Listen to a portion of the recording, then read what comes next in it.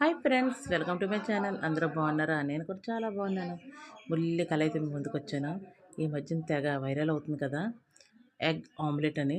అంటే ఎగ్ని ఉడకబెట్టి చేస్తున్నారు కదా, అలా కూడా నేను ట్రై చేశాను ఫ్రెండ్స్. ఒక చిన్న కళాయి పెట్టి, చిన్న కళాయి, బుల్లి కళాయి పెట్టి తాలింపు పెట్టుకుంటాం కదా, పోపు పెట్టుకుంటాం కదా, ఆ కళాయి పెట్టి అందులో ఆయిల్ పోసి ఒక గుడ్డు వేసి 2 గుడ్లు కొట్టేసి గిలకించేసాను ఆమ్లెట్కి వేసుకున్నట్టు. అందులోనే కొద్దిగా ఉల్లిపాయలు, కొద్దిగా కారం, చిన్న పసుపు అంటున్నాను, ఉప్పు జల్లాను.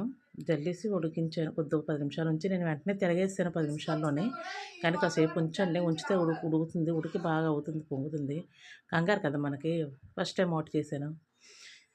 రెండోసారి తిరగేసినప్పుడైతే మాత్రం వీడియో తీయలేకపోయాను ఫ్రెండ్స్. ఎందుకంటే ఫోన్ పట్టుకోవడానికి అవకాశం లేదు, 2 చేతులతో తిరగవలసి వచ్చింది పట్టుకొని. హ్మ్. చూడండి, ఆ మధ్యన ఉడకలేదు. అందుకని కొద్దిగా గరిటెతో ఇలా నొక్కాను.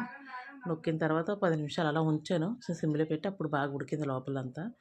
మీరు తిరగేసి కానీ వెంటనే 10 నిమిషాలు ఉంచిన తర్వాత తిరగేయండి. తిరగేసిన తర్వాత కూడా 10 నిమిషాలు ఉంచండి. 10, 15 నిమిషాలు ఉంచండి.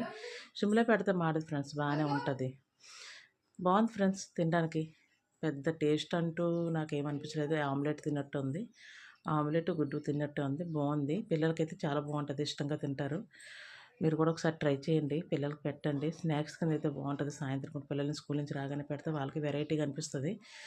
బా బజ్జీలాగా బాగుంది. ఒకసారి ట్రై చేయండి. లైక్ చేయండి ఫ్రెండ్స్.